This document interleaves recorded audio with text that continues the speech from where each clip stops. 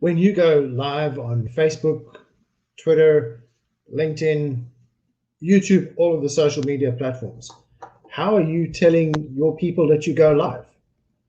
Are you just relying on the LinkedIn or app notification that the mobile application puts up on the lock screen of the phone?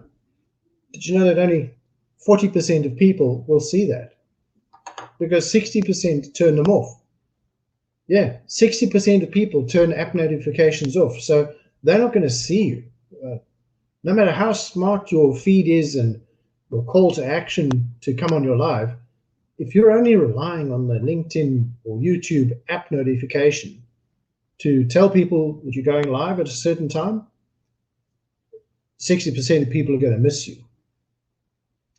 So I'm running a short live session today, which I'm going to show you how to use SMS reminders to tell people that you go live. And it's actually really simple. All you have to do is ask your customers for the mobile number and ask them, is it all right if I send you a text when I go live so that you don't miss the training sessions or the material that you're going to share with them, right? You have to ask for the number. That's really important, because if you don't ask it, they're never going to offer it to you just for nothing. They'll give the number to you if you are delivering value on your channel. Now, a lot of you as fitness trainers are doing exactly that. I have a friend that I met recently, and I'll give you the backstory to this. So I've been a corporate desk worker for nearly 30 years. Started off in programming, went into mobile telephones, and was part of a business unit that grew a text messaging business to over 120 million pounds a year. It's still going 20 years later and still producing the same revenue. They don't have to do much to their business. It just keeps ticking over. And that all came down from one idea that I implemented with my boss's permission. One idea. And this is the same in every single business. Now, it doesn't matter what kind of business you run, but I think it's particularly true for fitness trainers right now. You're all facing a tremendous upheaval. There's so much chaos. We now hear that Tier 4 shutdown might be coming on us in the Greater London area. So how are you going to cope when it spreads to the rest of the United Kingdom or into the United States? How are you going to cope with your business when you're in shutdown level 4? You can't go to the gym. You're not allowed to go out of the house unless it's to buy food or medicine. And you could be arrested if you try it. If people come to your home gym, they could be arrested. So how are you going to cope? Well, here's a very simple way to remain compliant with the laws under the countries that we live in, to support the initiatives to try and limit the spread of this virus, because it is really dangerous. I know I've had it. I was really ill for 2 months with it. I had the Kawasaki syndrome and the whole bang shoot of it. It's nasty, I can tell you that. You really don't want to get this virus, especially if you have older ones in your house. If your gran and grandpa are living with you or you visit them a lot, you don't want to be the one who passes this virus to them. So how is your business going to survive? You're not allowed to have people near you. How are you going to train them? The only way you can do this is to move your business online. And you might think this is an incredibly hard thing to do. But actually, all you need is a Zoom account and your customer's mobile number. You don't need any other technology. You don't need technology platforms, nothing else. You could run 20 to 30 customers, maybe 50 customers a month just from your own mobile phone by sending them a text to remind them that your Zoom session is going live. That's how simple it can be to get started growing your customers. The thing with text messages is that it is so much more effective than the LinkedIn mobile application notifications on the phone. You know, on your lock screen, when you get the app notifications that a post has happened or phone buzzes with that, more than 60% of people turn that off. They will never see your message. They're just not going to know that you're online. There are some really good marketers that I love following. and I really enjoy their content. They're not using SMS to tell you when they go live. So I miss a lot of their content, and I only get it on a replay, and I can't engage with their conversation when they're active in the market. Now, if you make this change in your business and you start using SMS to tell people that you are going live, you're going to see a massive shift in the way that customers sign up with you. Now, here's why that's the case. 5 times more people will read an SMS than will read an email. Now, you've got to think about that for a second, please. 5 times more people will open and read an SMS before they read an email. This is a huge game changer if you use it the right way. There are wrong ways to use SMS. One of the examples would be just to message numbers that you've had no contact with. Thankfully, that is now illegal. You are not allowed to do it. So do not do that. You can only text people if you have their permission. So ask your customers, ask the people that you're training, could I have your mobile number so that I could exchange free training guides or diet guides, or so that I could send you some material, a link, or anything. There are so many things that you could do with SMS, but particularly right now with LinkedIn having launched this live streaming, Facebook's got live streaming, YouTube's got it, Instagram's got it. You need to be texting your customers when you go live. Otherwise, they don't know you're live. You'll have a chance of getting 5 times more people watching you when you are live. Now, if you could do that with your audience right now, how much different would your sales pipeline look like? I'm betting it'll look a heck of a lot better than it does right now. Even if you've only got 1 customer, imagine having 5 customers instead of 1. What are your profit lines going to look like in your business? Surely this is something you're going to want. So you really need to think about this. Start asking your customers for mobile numbers and tell them it's only going to be information that you need to share with them regarding your training sessions on Zoom as a fitness trainer or whatever your business is. I like the fitness training industry. So here's a little backstory to why I like the fitness people so much. You know, nearly 20 years ago, I was a really fit kid. I used to cycle 50 kilometers a day. What's that, about 40 miles a day? And I used to go to gym for an hour a day as well. So my friend and I, we were really into fitness, and we got quite big. I got to the point where I could do a 400-pound deadlift. I was doing probably 280-pound bench press. If I look back, I remember it was 4 plates of 20 kilos on each side of the bar. So I could bench press that. I could do 400-pound deadlift, and I was squatting in the same sort of range. Those 3 core exercises were what the two guys really focused on. We were just interested in core strength and bulking up. So we weren't really interested in overall fitness, which I discovered to my detriment, because I went paddle skiing down on the coast once, up one of the rivers, somewhere down near East London.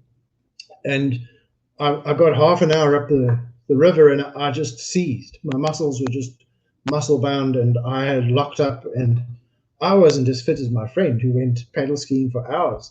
He had to tow me back. It was really embarrassing. There I was, this big built guy, and my scrawny little mate, he had to tow me back on his paddle skis. It was quite funny when you look at it, but kind of embarrassing because I didn't know enough about what I was doing. And that really came true when I injured myself doing deadlift. I had just on 405 pounds on the bar. It was at the end of an hour-long good training session. We were going for it. We had done a really good training session. I'd already done my cycling shift for the day, so my legs were good and my back was strong. I just had something wrong in the technique that I'd done. And you know what that was? I hadn't done my pre-stretches before I started warming up. Stretching is so important when you're exercising, but not just the static stretching. It's more dynamic stretching. You need to get your joints moving through the range that your joints have, because as you move, the tendons that are locking all the gases and toxins in the tendons, you can actually hear it popping and cracking. when you do the stretches. That's what those noises are. It's gases in your tendons and muscles that are being released into your bloodstream, and then they are either disposed through your waste system. So it's really important that you do the right kind of warm-up. Now, I didn't, and I heard something pop in the lower part of my back, right about the L5 piriformis region. Ever since then, now this is 30 years later, right? Probably 32, 33 years later, I have had serious back trouble to the point where my piriformis felt like it had a red hot poker burning in it all day and all night long. Disturbed my sleep. If I got anxious or really stressed out, that area of the body is where you deal with most of your stress, because your piriformis and your psoas muscles in the back are what hold you upright and balance you on your hips. That's what powers you when you need to run away or get out of a bad situation. And it's well known that that area of the muscle structure is what holds all your emotions and anxieties. Isn't that a wonderful thing? Now, it's also a bad thing, though, because if you don't deal with those issues, this muscle structure just becomes a bald mass of scarred tissue and pain. It seizes up. Something like can almost feel like a frozen muscle, which is incredibly painful. So to get around this problem, I've looked for years. I've been to doctors, I've been to chiropractors. Some people have suggested surgery because they thought a disc was compacted. But when you look at the x-rays, that's not the case. Something was just out of alignment. But to try and get it back in, nobody seems to know how to do that. I had to live with all this pain. And this is why I decided earlier this year, when I had a chance to refocus my business, was to move into working with online fitness coaches mainly. I still have some corporate clients, which I do text messaging for. That side of the business works in the financial sector, where I have for many years since I left the mobile industry, mobile phone industry, and sort of have been helping out financial businesses when they need to send text messages for bank passwords, for transaction security, two-factor authentication, and things like that. And again, it's a very specific niche of things that I do there, because one of the things I'd advise you against doing with SMS is linking your phone number to your bank account, because it's very easy to trick the bank into, or the mobile network, to changing your phone number and losing your bank account control. It is happening a lot more. So I would not link your phone number to the bank account. There are other ways of getting an SMS without using your actual phone number, which as part of my trainings, you'll get to find out. So that's why I focused on the fitness sector, because I needed to find people who understood about muscle pain, joint pain, and how to deal with it. So before I started doing this with the fitness trainers that I'm working with now, I could hardly stand up. I used to really have pain as you go over your balance points when you stand up. I was in a constant ball of stress of pain from the issues in my lower back. Everyone used to laugh at me in the family, which I didn't appreciate, but they thought it was funny that I was still so young and I was bending over like an old man. However, I came across a trainer and I watched his material on LinkedIn. I started viewing his content and I started understanding what he was after. And I thought, could what he's saying help me? So that was the first thing. I started thinking, could what he's got help me? But I only did that after I'd seen a number of months of his content that he was sharing. Now, he focuses mainly on stretching. He runs a gym, but he focuses mainly on stretching. And one particular stretch that he gave me, it's kind of like a half lunge with reaching for the stars. So you put your one hand on the floor, and then you reach for the stars with your other hand, and you get your right shoulder below your right knee, and then you do the same on the other side. That stretch was so bad, I couldn't get my hand within about 8 inches of the floor.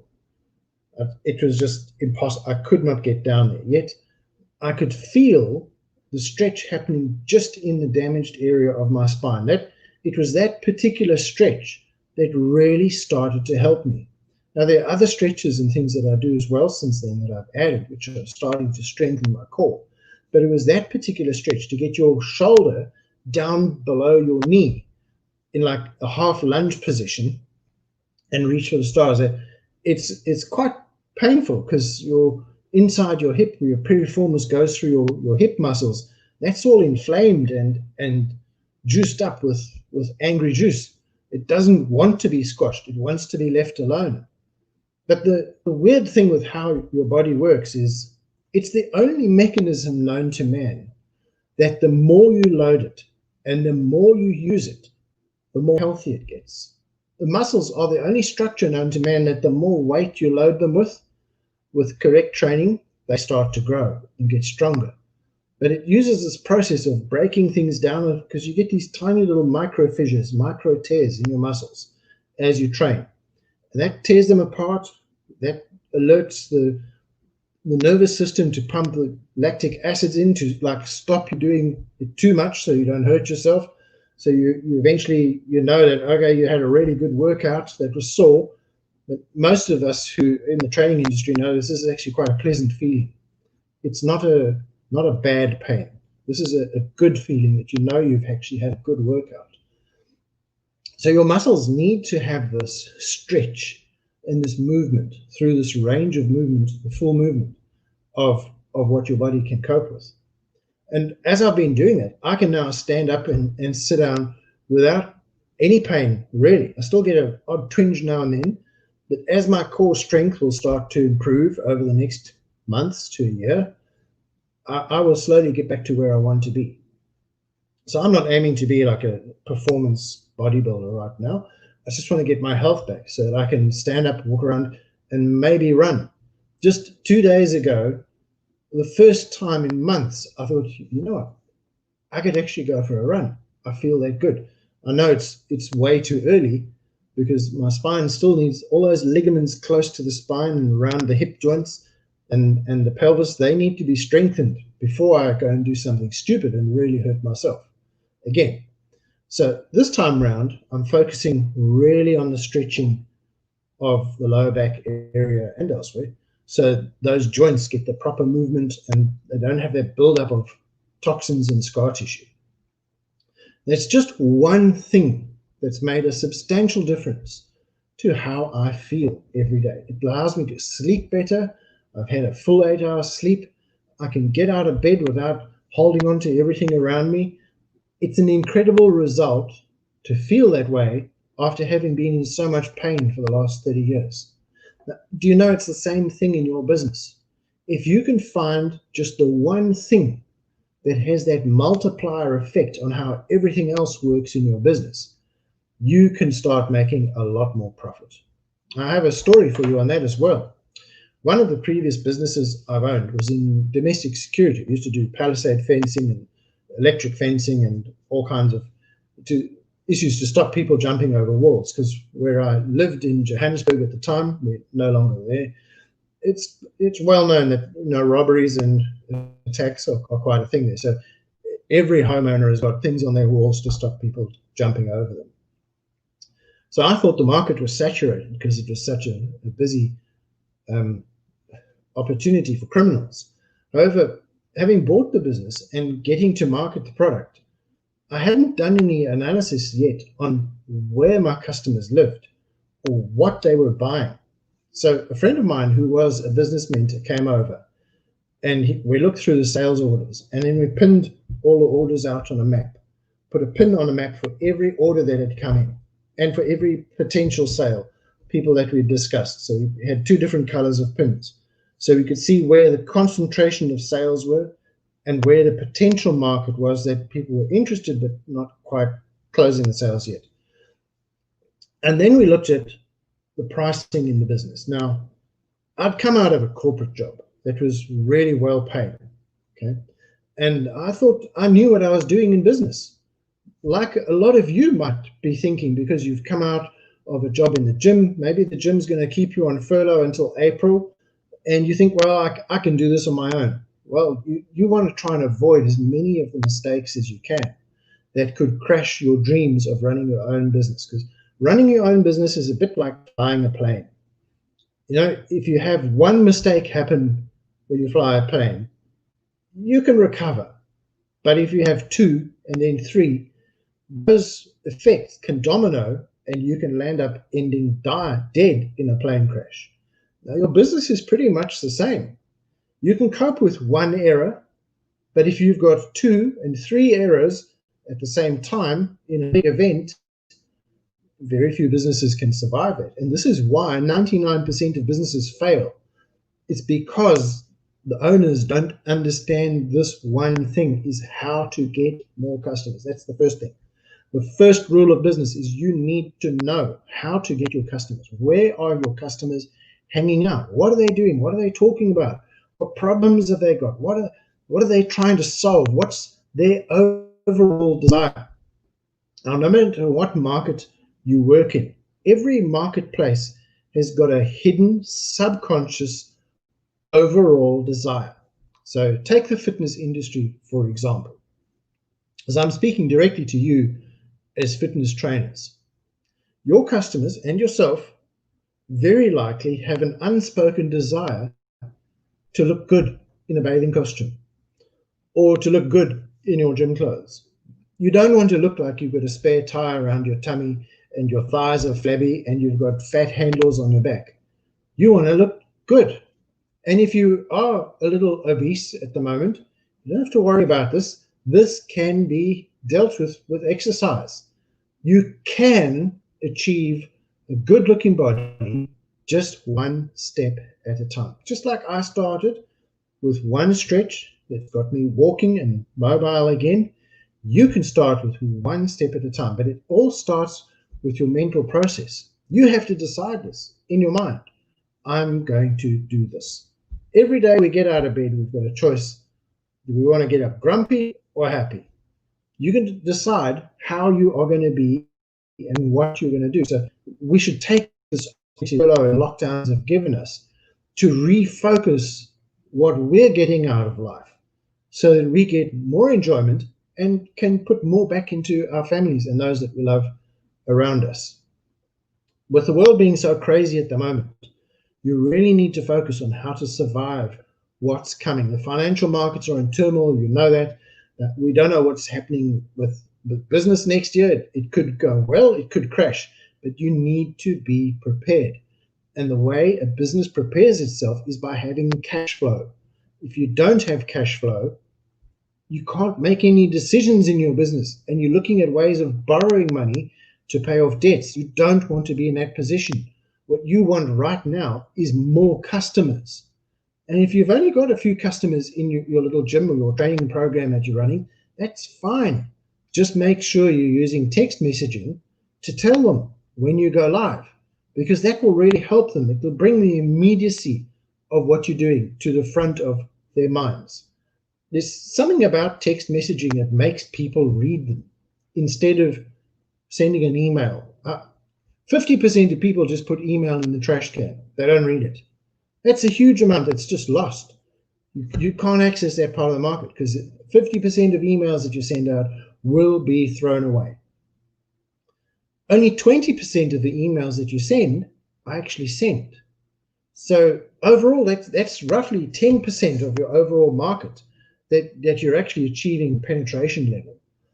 Yet if you look at SMS, it's got a 98% read rate. What that means is if you send 100 text messages, 98 people will click to open that message and read it. Now, once they've read it, surely they're going to take action on it. This is the whole idea. Your offer in the SMS has to be something relevant to what that person wants. So it does not make sense to send a text message to people you don't really know and you know even less about what they want. So we spoke just now about the overall desire of your marketplace. So in the fitness industry, everybody wants to feel more powerful, feel stronger, look better, eat better, be more healthy. And everybody expresses that in a different way, personally, in their subconscious. Some are embarrassed about the way they look. I am, to an extent. I wouldn't run around in a bathing costume right now. That, who knows? when the weather warms up and I look better, I might be more inclined to do that. Now, that's the underlying desire that you need to address in your marketplace, because those desires never change. The strategy of marketing never changes, but the way it's done does change. So like SMS marketing came in, became a very big thing. Everybody was using it, and then it stopped being used because of spam issues. However, the desire in the market didn't change. People still want to get fit. People still want to get better. People still want to lose weight. With the changes that's happened in the SMS industry, all you need to do now is ask your customers for their mobile number. Just ask them. They will give you their mobile number. Every single trainer that I've spoken to personally who's come onto my podcasts has been more than happy to share mobile numbers. I give him my mobile number or her, and we are then texting each other either on SMS or WhatsApp, and we've got each other in communication on the mobile number. However, when I'm about to go live and I want a specific group of people to pay attention to what's being said, I use a program of alerts. Some are emails, some are posts, and other things that I do on social media. But the key thing that I do is I send an SMS message out. So I have a history in doing this as a business. As I said to you, I've done this for the fintech industry. Right now, we're dealing with customers who are in well over 100 countries, and the platform that I own is sending SMS for their banking transactions to authorize cash deposits and withdrawals and check deposits and payments online. It's a simple code system that works in SMS that helps them speed up their transactions, and it works in over 1,000 mobile networks. So if you were to use an SMS system like that, you wouldn't have to worry if you've got permission to send text on this mobile network or that one. It's just all included in the SMS Hero system. The other thing that is really important is that you use a sender identity. Now, what that means is, when you receive a text message from someone, you can see the mobile number or the person's name, right? That's the sender identity. So you can put your brand ID right there. Instead of the person's name or the phone number, your brand ID can sit right there on the phone number. So you could call it Graham's Fitness or Jane's Fitness, whatever. What effect that has on how people view you as a business is huge. Google's done research recently which shows brand identity on SMS gives trust. This is really important. Gives the trust KPI the 74% lift. Well, what does that mean in plain English? Customers will not buy from you if they don't trust you. That's an old law in business. It just will not change. Someone will not pay their good hard-earned money to you if they don't trust that what you're doing is going to work for them. The other thing it means is that if you use brand identity, you're going to have 74% chance more that that customer will trust you. Now add to that the multiplier effect that you've got 5 times more chance that someone is going to read the message. So you start like this. You say, if I use an SMS, first of all, I'm going to have 5 times more chance that someone's going to read it than email. And then I'm going to have 74% more chance that they are going to trust me and buy from me. Now, apply that to the numbers in your business. If you are only making 10 sales and you applied this to your business, you could have been making 50 sales because 5 times more people are willing to buy from you, and 74% more of your marketing material would be viewed as trustworthy from your customer base, which would increase it more than the now 50 people to possibly 100 that would be buying from you. So you see how you can use multiplier effects by doing one thing in your business. So one of the things that Business Mentor did for me when we analyzed their fencing business was this. And I've said this before, but I'm going to say it again, is don't be afraid to put your prices up.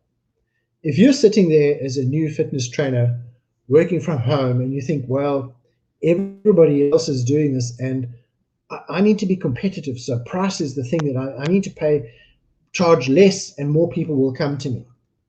That does one really bad thing. It picks all the crappy customers for you, all the rubbish customers, the ones who want to bargain you down in price, who want discounts, who want payment plans, who are not prepared to pay you for the value that you're imparting to them.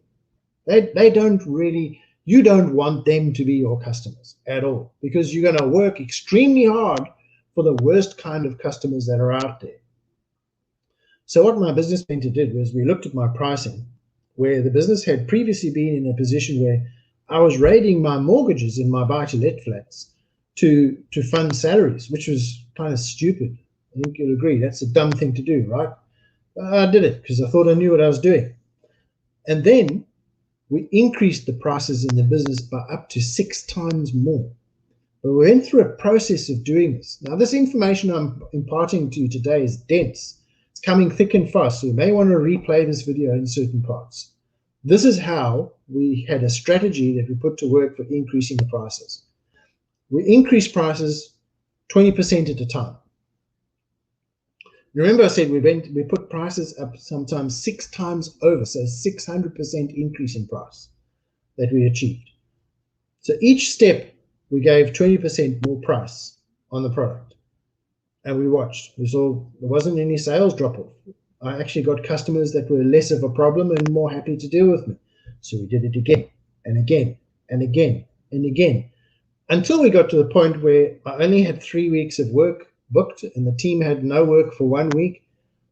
I thought, now we're going too expensive. So what do we do now? We need that last week in the month booked with work. So we rolled the prices back 5%. And sales dropped off a little bit. The sales still increased a little bit. And then the work was starting to book in a little more. And we fine-tuned that until we had a full month of work. We rolled it back in the end about 20%. But overall, we increased our prices by 600%, 6 times what I was originally charging. Now, if I went to my competitors and said, I can increase your prices 6 times and you still make money, they would have laughed at me because they thought they knew everything. And yet here, these two guys who weren't known in the market came into a saturated market and sold a product that was in demand at 6 times the price of anybody else. You can do the same in your business. You have to be sure to be adding value to your customer. They must perceive almost 10 times the value that they're receiving than what they're paying for. And that's not hard to do. You can give them video courses, you can give them diet tips, diet plans, diet courses. How about organizing pre-packaged meals for them? There's so many things you could do to add simplicity and ease to their life, because people don't actually want to change in their heads. They have this behavioral block that 98% of people are comfortable with where they are, even although they're complaining and bitterly unhappy about it. Internally, they don't want to change. And that's where the opportunity is, because if you can bring some message to them that makes a small percentage of them change, this can turn into a very profitable venture for you. So I hope you've enjoyed listening to my live show today. If you've got any questions about how to use SMS marketing in your business, it's really simple. I can show you a way to do it in a spreadsheet where you just have the mobile number and the message you want to send your customer, and then you click and upload that spreadsheet to my website. It's one click. There isn't a simpler SMS system out there. And you can do that as often as you like, as many campaigns. There's no limit on it. Just don't annoy your customers, because remember, when you've got a buyer, you always have a buyer. One of the best marketing manuals in advertising was this book, Scientific Advertising. Oh, it's yellow, so you won't see it. I don't know if you will. Let me see. Yeah. But you can't see it because of my green screen. It's called Scientific Advertising by Claude Hopkins. I'd highly recommend getting it. It's only a few pounds on Amazon. It's a really good read, because you need to understand how to reach that conversation in your customer's head. This is one of the best books out there for doing it. So thank you again for watching. If you do want to use SMS in your business, I've got a really good special offer going where for just £99 you can spend an hour with me on a one-to-one. There's no one else in the room. It's just me and you, and I will show you everything you need to use SMS. And if you don't believe that you've got more value than what you've paid for, I'll give you your £99 back. So just direct message me if you want to see how to do this, and I'll set up a call with you. So I look forward to seeing you on a call soon. Cheers.